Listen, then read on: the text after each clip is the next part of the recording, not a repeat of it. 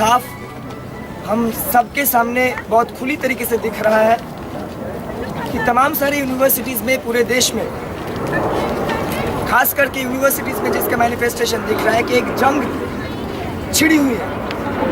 It's a state of war in every university. और जैसे कि विद्रोही ने कहा था कि ये जंग छिड़ी नहीं, ये जंग छेड़ी गई। ये जो जंग, चाहे वो HCU में हो, चाहे वो JNU में हो, चाहे वो FTII में हो, ये जंग इस देश के शासक वर्ग के द्वारा, इस देश के हिंदुत्व फासीवादी ब्राह्मणवादी जो सत्ता है उसके द्वारा छेड़ी गई है। आप देखिए कि एक यूनिवर्सिटी सोची समझी तरीके से कोल्ड ब्लडेडली एक मर्डर को ऑर्केस्ट्रेट करता है। उसके पीछे इस देश का शासक वर्ग रहता है जो उसको आदेश देता है कि उसको मौत के कगार तक पहुंचा दिया जाए। इस चीज को अंजाम देने के बाद जो जंग छिड़ती है, उसके बाद भी उसी कातिल, उसी खूनी वाइस चांसलर को उसी कैंपस के अंदर वापस लाया जाता है। पहली बात तो इस चीज को हम कड़े से कड़े शब्दों में निंदा करते हैं और कंडेम करते हैं। बात है कि ये जो जंग आज है, चाहे वो JNU में हो, चाहे वो HCU में हो, उसका मंशा क्या है, उसके पीछे क्या है, उस चीज को हम लोगों को समझने की जरूरत है। आप लोग देखिए कि किस तरीके का एक देश में हम लोग आज रह रहे हैं, जिसके यूनिवर्सिटीज में, जिसके इंस्टीट्यूशंस में, जहाँ पे स्टूडेंट्स रहते हैं, वहाँ के हेड ऑफ इंस्टीट्यूशंस को, वहाँ के वाइस चांसलर्स को, चाहे वो गजेंद्र चौहान हो या अप्पा राव हो, उनको उसी के यूनिवर्सिटी में पुलिस प्रोटेक्शन के साथ लाया जाता है। ये कैसी यूनिवर्सिटी में है कि उसके छात्रों के यूनिवर्सिटी में एक वाइस चांसलर को, एक खूनी वाइस चांसलर को पुलिस प्रोटेक्शन से लाके एज इफ उस यूनिवर्सिटी को इन्वेड करके उस ऑक्यूपायर को उसके गद्दी में बिठाया जाता है। This is a state of war और ये चैलेंज है हम लोगों के सामने आज। अप्पा राव का reinstatement is an insult on the movement for justice for Rohit. Appa Rao का reinstatement is an insult on our struggle for social justice, and it is not just an insult, it is a challenge. This ruling class today, the Brahmanism, the Brahminical Hindutva fascist forces of this country are telling us today, are looking unblinkingly in our eyes today and saying, no matter what you do, we will not move a step back. This is a challenge and we have to accept this challenge and we have to continue the struggle. Appa Rao ka reinstatation must not be tolerated, not just by HCU, not just by JNU, but across all universities across the country. And we have to fight a countrywide struggle to ensure that Appa Rao has to be removed. A killer vice chancellor cannot be by force reinstated into that seat of power. And we have to stand with HCU today. And from here on, JNU has to stand with HCU.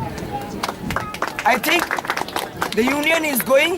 I think in the coming days, a delegation of all left Ambedkarite progressive democratic organizations and individuals should go to HCU and stand with the struggle of HCU. हम लोगों को कुछ चीजें तो जरूर समझ में आता है। एक चीज है कि there are various ploys that the ruling class has deployed, particularly extremely as जिस तरीके से फाशिज्म आज के दिन में बढ़ रहा है, वो बहुत तरीके से हमारे स्ट्रगल्स को ब्रेक करने का कोशिश करता है। उसका मंशा ये जरूर हो सकता है कि JNU का मुद्दा उठा के आप रोहित का मुद्दा को डाउन कर दें, लेकिन हमें लगता है ये हमारे ऊपर डिपेंड करता है कि हम सारे चैलेंजेस को किस तरीके से एक साथ ला पाए। और अगर हम ला पाते हैं, जो कि हम पाए भी है काफी हद तक, तो इस संघर्ष को हम जीत भी सकते हैं। हमें लगता है कि उनको जरूर लगा होगा कि रोहित के इशू को हम बाहर एकदम नेस्तनाबूद कर देंगे, साइलेंट कर देंगे, लेकिन जब 23 मार्च को वहां पे जो मार्च हुआ, उस दिन भी ये दिखा था किस तरीके से stand with JNU and justice for Rohit merge together in a sea of struggle, in a sea of protest, and it showed that stand with JNU and justice for Rohit are one and the same because its enemy, its target is RSS, its target is Brahmanism, its target is fascism, and we have to accept this challenge today as we have always done. And JNU has to stand with HCU, and that is our historic responsibility. We are going through a time which are extremely trying times. We are going through a time when we are confronting fascism, and no one said that this struggle is going to be easy. 3 people getting bail or 2 people coming back does not mean that we have won. We might win small battles, but the war is extremely difficult, and we have no reason to have any sense of respite. We have to continue intensifying this struggle, and if we are able to do that, then this phase that this country is going through, I am sure, will be remembered in history. Rohit will be remembered in history. We will be remembered in history for our struggles, and it is only in the path of struggle, because Rohit Vemula did not accept the branding of anti-nationalism that was put on him. He chose the path of struggle in his life as well as in his death, and we over here have learned from him. He is an inspiration for us, and we will fight. We will fight with all the Rohits. We will fight with Rohit's mother. We will fight with all those students in HCU and teachers in HCU, and we will ensure that Appa Rao has to be removed. We will not accept this insult on our face, and it has to be removed, and we have to ensure that we win this battle. Inqilab Zindabad CU. I think the union is going. I think in the coming days, a delegation of all left Ambedkarite progressive democratic organizations and individuals should go to HCU and stand with the struggle of HCU. हम लोगों को कुछ चीजें तो जरूर समझ में आता है. एक चीज है कि there are various ploys that the ruling classes deploy, particularly extremely as जिस तरीके से फाशिज्म आज के दिन में बढ़ रहा है, वो बहुत तरीके से हमारे स्ट्रगल्स को ब्रेक करने का कोशिश करता है. उसका मंशा ये जरूर हो सकता है कि जेएनयू का मुद्दा उठा के आप रोहित का मुद्दा को डाउन कर दें, लेकिन हमें लगता है ये हमारे ऊपर डिपेंड करता है कि हम सारे चैलेंजेस को किस तरीके से एक साथ ला पाए, और अगर हम ला पाते हैं, जो कि हम पाए भी है काफी हद तक, तो इस संघर्ष को हम जीत भी सकते हैं.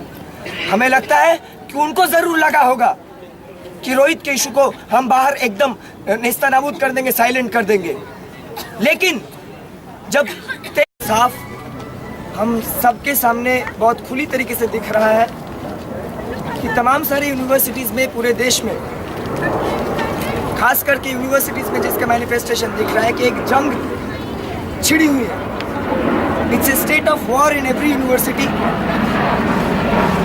और जैसे कि विद्रोही ने कहा था कि ये जंग छिड़ी नहीं, ये जंग छेड़ी गई. ये जो जंग, चाहे वो HCU में हो, चाहे वो जेएनयू में हो, चाहे वो FTII में हो, ये जंग इस देश के शासक वर्ग के द्वारा, इस देश के हिंदुत्व फासीवादी ब्राह्मणवादी जो सत्ता है उसके द्वारा छेड़ी गई है. आप देखिए कि एक यूनिवर्सिटी सोची समझी तरीके से कोल्ड ब्लडेडली एक मर्डर को ऑर्केस्ट्रेट करता है. उसके पीछे इस देश का शासक वर्ग रहता है जो उसको आदेश देता है कि उसको मौत के कगार तक पहुंचा दिया जाए. इस चीज को अंजाम देने के बाद इस मार्च को वहां पे जो मार्च हुआ, उस दिन भी ये दिखा था किस तरीके से stand with JNU and justice for Rohit merge together in a sea of struggle, in a sea of protest, and it showed that stand with JNU and justice for Rohit are one and the same, because its enemy, its target is RSS, its target is Brahmanism, its target is fascism, and we have to accept this challenge today as we have always done, and JNU has to stand with HCU, and that is our historic responsibility. We are going through a time which are extremely trying times. We are going through a time when we are confronting fascism, and no one said that this struggle is going to be easy. 3 people getting bail or 2 people coming back does not mean that we have won. We might win small battles, but the war is extremely difficult, and we have no reason to have any sense of respite. We have to continue intensifying this struggle, and if we are able to do that, then this phase that this country is going through, I am sure, will be remembered in history. Rohit will be remembered in history. जो जंग छिड़ती है, उसके बाद भी उसी कातिल, उसी खूनी वाइस चांसलर को उसी कैंपस के अंदर वापस लाया जाता है. पहली बात तो इस चीज को हम कड़े से कड़े शब्दों में निंदा करते हैं और कंडेम करते हैं. बात है कि ये जो जंग आज है, चाहे वो जेएनयू में हो चाहे वो एचसीयू में हो, उसका मंशा क्या है, उसके पीछे क्या है, उस चीज को हम लोगों को समझने की जरूरत है। आप लोग देखिए कि किस तरीके का एक देश में हम लोग आज रह रहे हैं, जिसके यूनिवर्सिटीज में, जिसके इंस्टीट्यूशंस में, जहाँ पे स्टूडेंट्स रहते हैं, वहाँ के हेड ऑफ इंस्टीट्यूशंस को, वहाँ के वाइस चांसलर्स को, चाहे वो गजेंद्र चौहान हो या अप्पा राव हो, उनको उसी के यूनिवर्सिटी में पुलिस प्रोटेक्शन के साथ लाया जाता है। ये कैसी यूनिवर्सिटी में है कि उसके छात्रों के यूनिवर्सिटी में एक वाइस चांसलर को, एक खूनी वाइस चांसलर को पुलिस प्रोटेक्शन से लाके एज इफ उस यूनिवर्सिटी को इन्वेड करके उस ऑक्यूपायर को उसके गद्दी में बिठाया जाता है। This is a state of war और ये चैलेंज है हम लोगों के सामने आज। अप्पा राव का reinstatation is an insult on the movement for justice for Rohit. अप्पा राव का reinstatation is an insult on our struggle for social justice, and it is not just an insult, it is a challenge. This ruling class today, the Brahminical Hindutva fascist forces of this country are telling us today, are looking unblinkingly in our eyes today and saying, no matter what you do, we will not move a step back. This is a challenge and we have to accept this challenge and we have to continue the struggle. Appa Rao ka reinstatation must not be tolerated, not just by HCU, not just by JNU, but across all universities across the country, and we have to fight a countrywide struggle to ensure that Appa Rao has to be removed. A killer vice chancellor cannot be by force reinstated into that seat of power, and we have to stand with HCU today, and from here on JNU has to stand with it.